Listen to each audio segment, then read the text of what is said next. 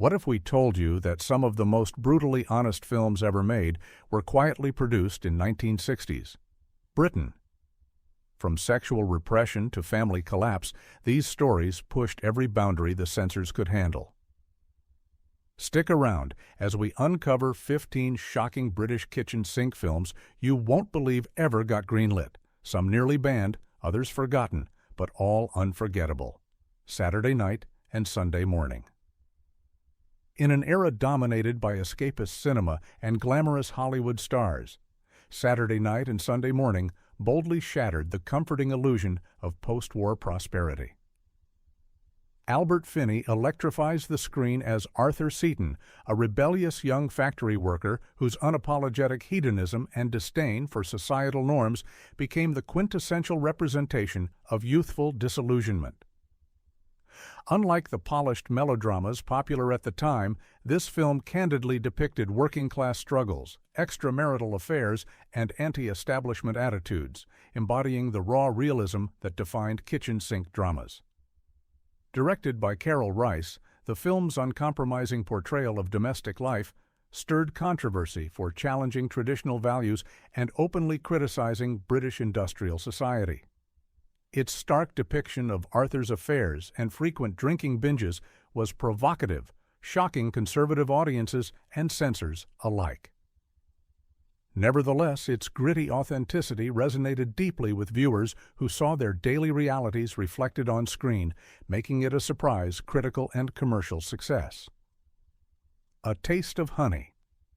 A Taste of Honey, directed by Tony Richardson, was a revolutionary film that explored taboo subjects rarely depicted on screen. The story revolves around Jo, a spirited working-class teenager, beautifully portrayed by Rita Tushingham, who becomes pregnant by a black sailor and finds solace in friendship with a gay man.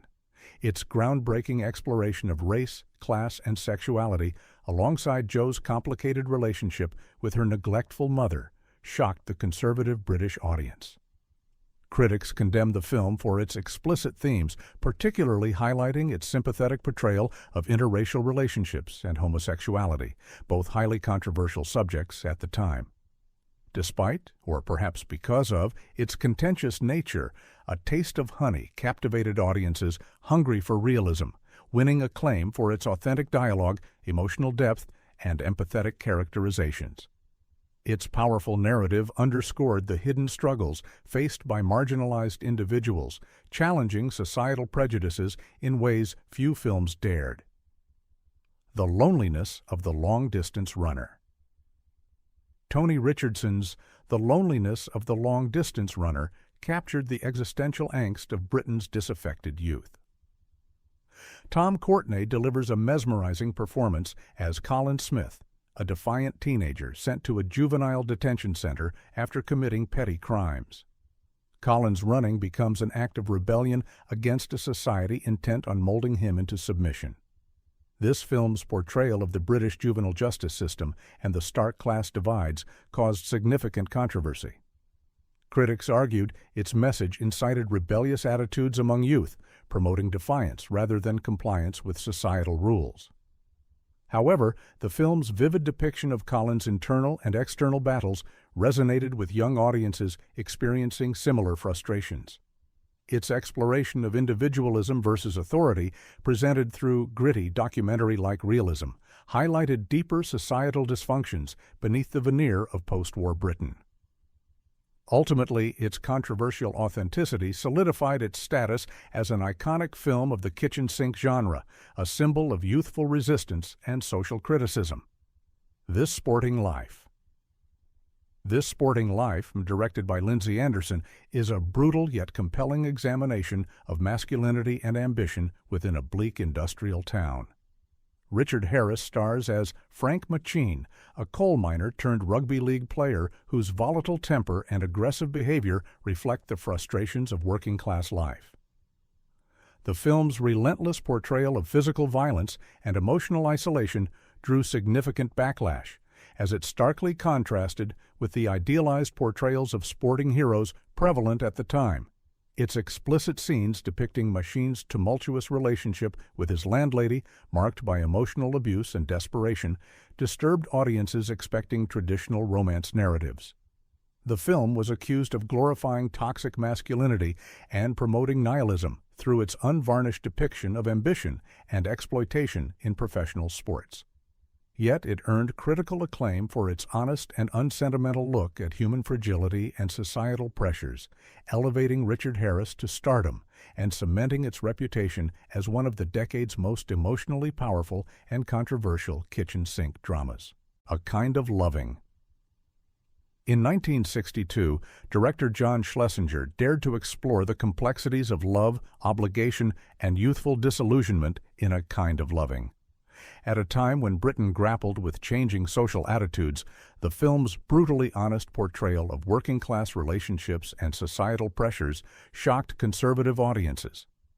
The story follows Vic Brown, a young draftsman trapped in a loveless marriage after an impulsive romance leads to an unintended pregnancy.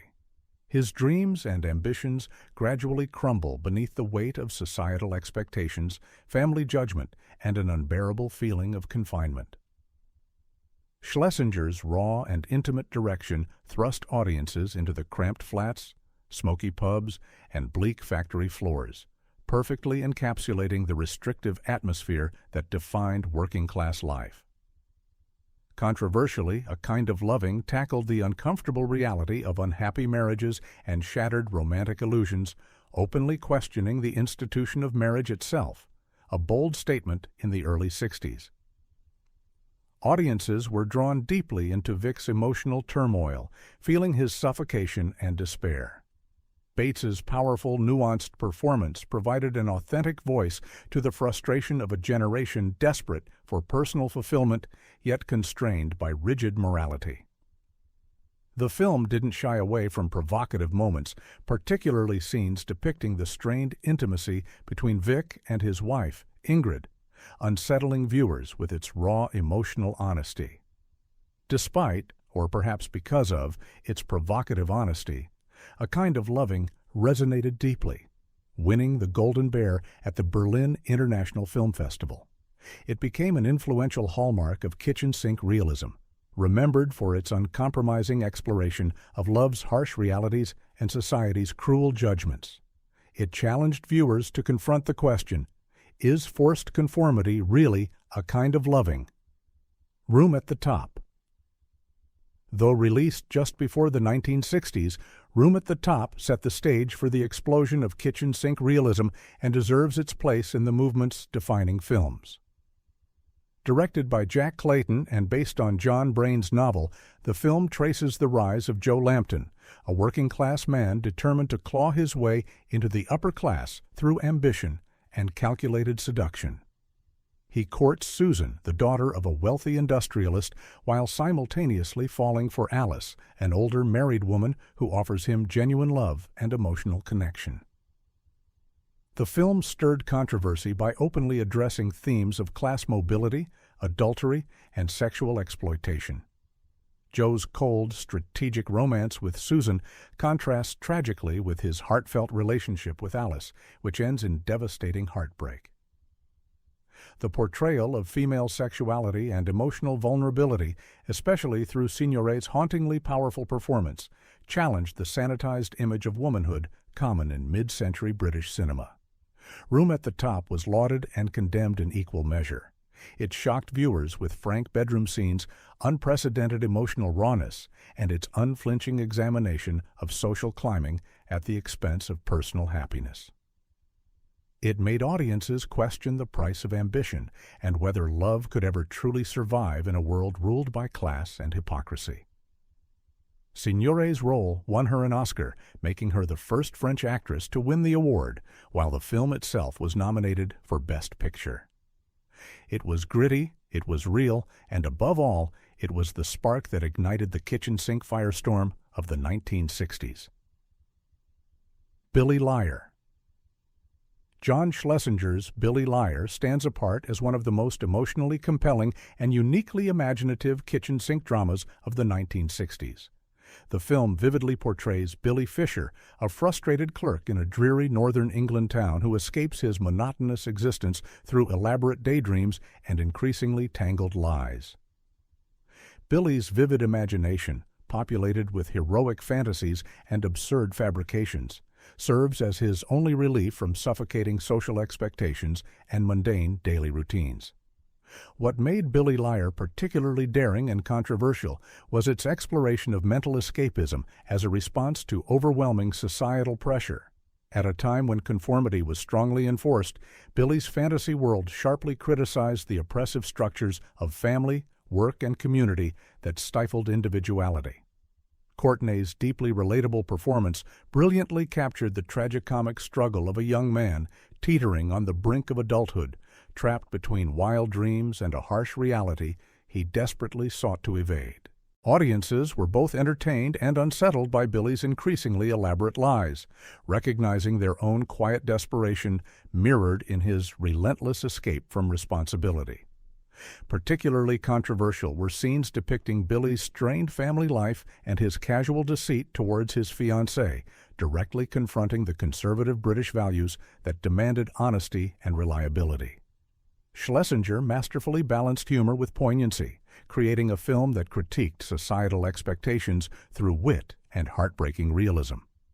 Ultimately, Billy Liar resonated deeply because it spoke directly to the secret dreams and hidden frustrations of countless viewers.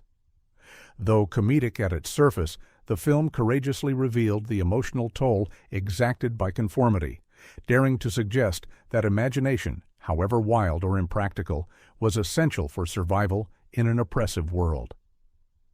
The L-Shaped Room. Brian Forbes's bold and unflinching drama, The L-Shaped Room, shocked British audiences by tackling subjects that had previously been taboo in mainstream cinema. Based on Lynn Reed Banks's controversial novel, the film follows Jane Fawcett, a young unmarried Frenchwoman who becomes pregnant and moves into a rundown boarding house in London's Notting Hill district. Jane's struggle to navigate her pregnancy, isolation, and the judgment of society highlights the severe stigmatization faced by women who deviated from conventional morality during the conservative era of the early 1960s. What made the film particularly daring was its explicit and sympathetic portrayal of single motherhood, a topic deemed scandalous at a time when pregnancy out of wedlock was met with harsh condemnation. Leslie Caron's stunning, emotionally vulnerable performance deeply humanized Jane's plight, making it impossible for audiences to ignore the cruelty of societal judgment. Scenes depicting Jane's desperate attempts to conceal her pregnancy and cope with relentless ostracization resonated powerfully, forcing viewers to question their own moral judgments. Additionally, the film bravely explored themes of racism, sexism, and the struggles faced by marginalized individuals within Britain's supposedly progressive society.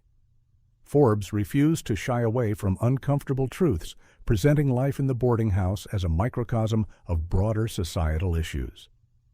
Controversy erupted around its frank discussions of abortion, premarital sex, and female autonomy, topics rarely broached openly at the time. Despite initial backlash, The L-Shaped Room became critically acclaimed for its sensitive yet uncompromising portrayal of women's rights and societal hypocrisy.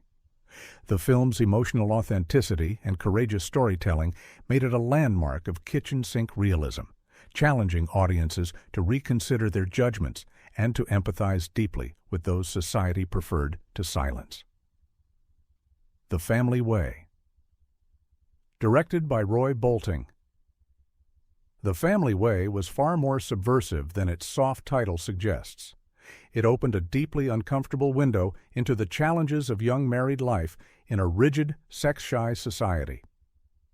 Set in a northern working-class town, the story centers on newlyweds Arthur and Jenny, who move in with Arthur's parents due to housing shortages. Despite their love, their marriage fails to consummate, placing both under suffocating emotional and societal pressure. The film scandalized viewers with its blunt discussions of sexual dysfunction and marital failure, topics considered taboo in the 1960s. But what truly unsettled audiences was the way it exposed the toxic expectations imposed on couples by family and neighbors. Arthur's impotence wasn't treated as a joke, but rather a symbol of a man's emotional entrapment in a society that equated masculinity with performance and control. Beneath its domestic setting, The Family Way was a scathing critique of outdated morality, parental interference, and Britain's housing crisis, all wrapped in the trappings of a bittersweet romantic drama. Bernard Lee, best known as M in the James Bond films, gives a masterful turn as Arthur's emotionally repressed father, whose own failures bleed into the next generation.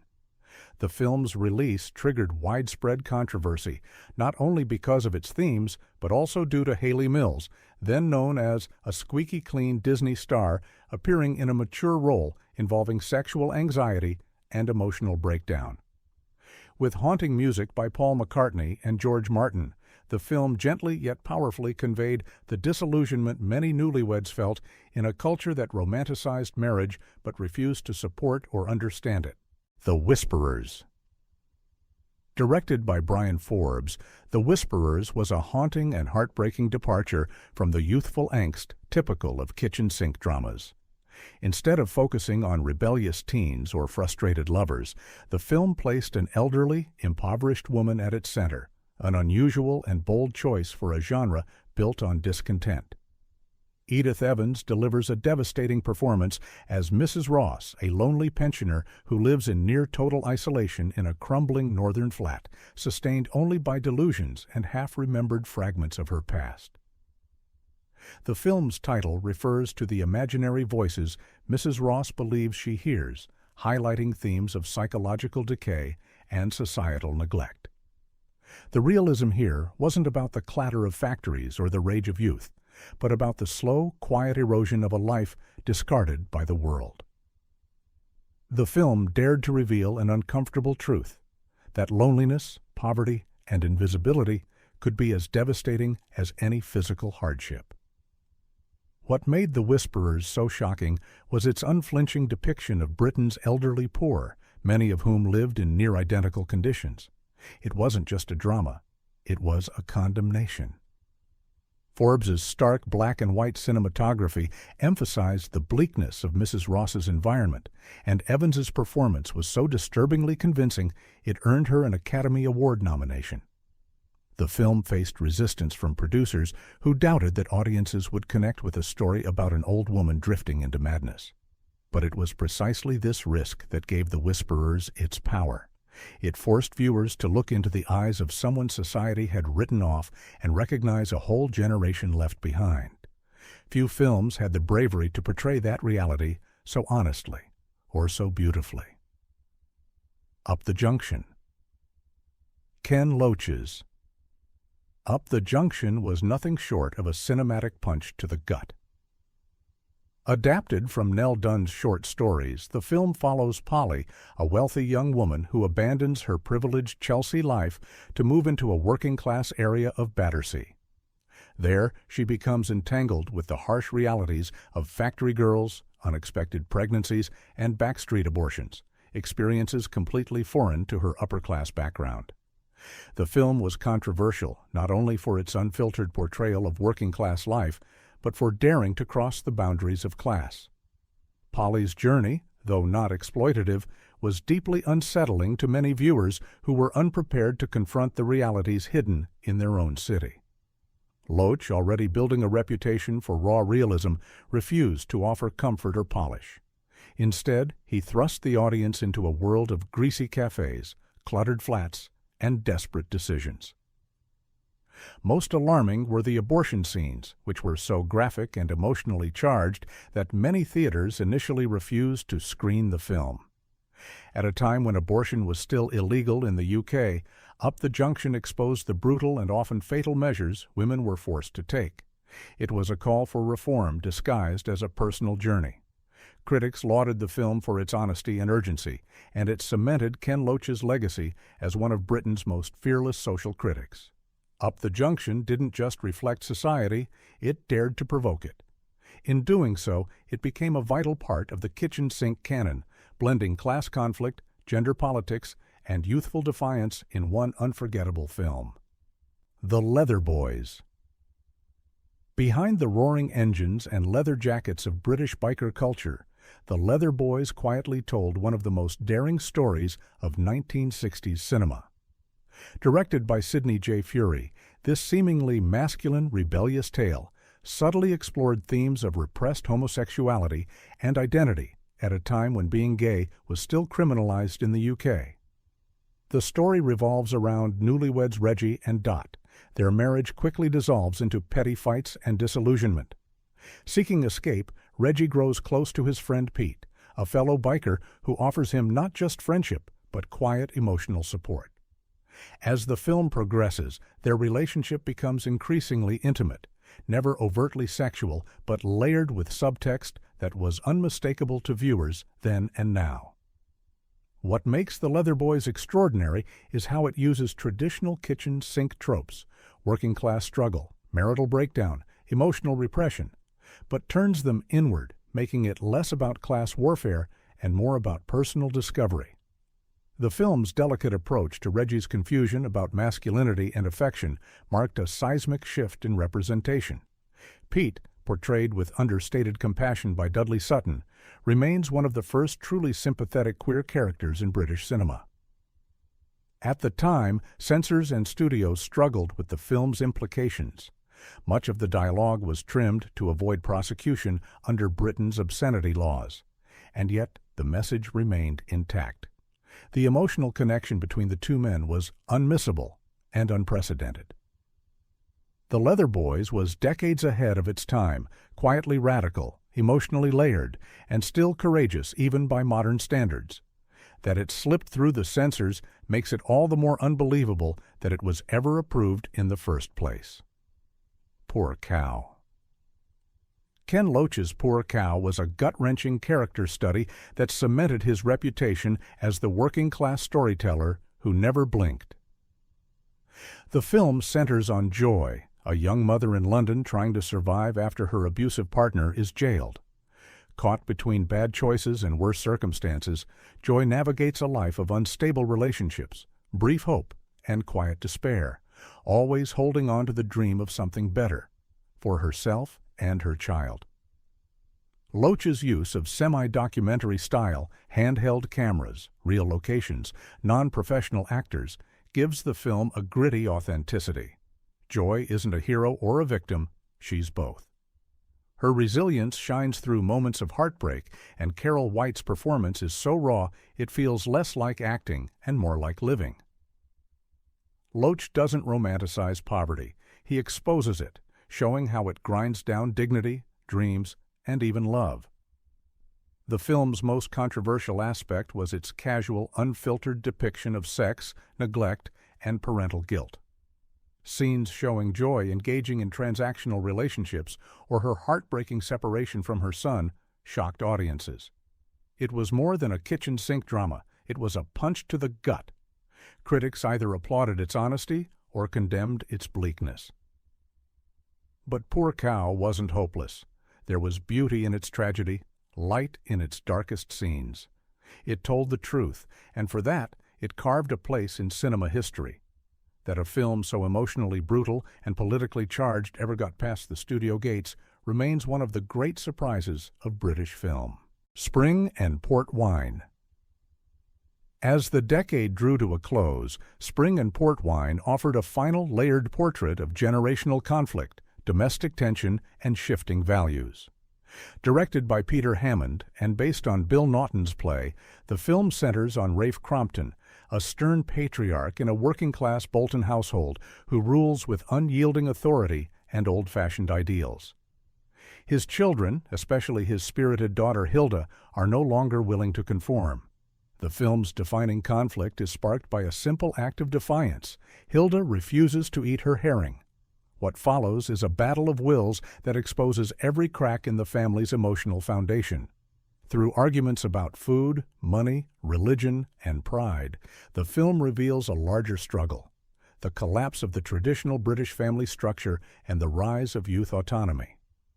Mason's performance as Rafe is masterful, equal parts tyrant and tragic relic.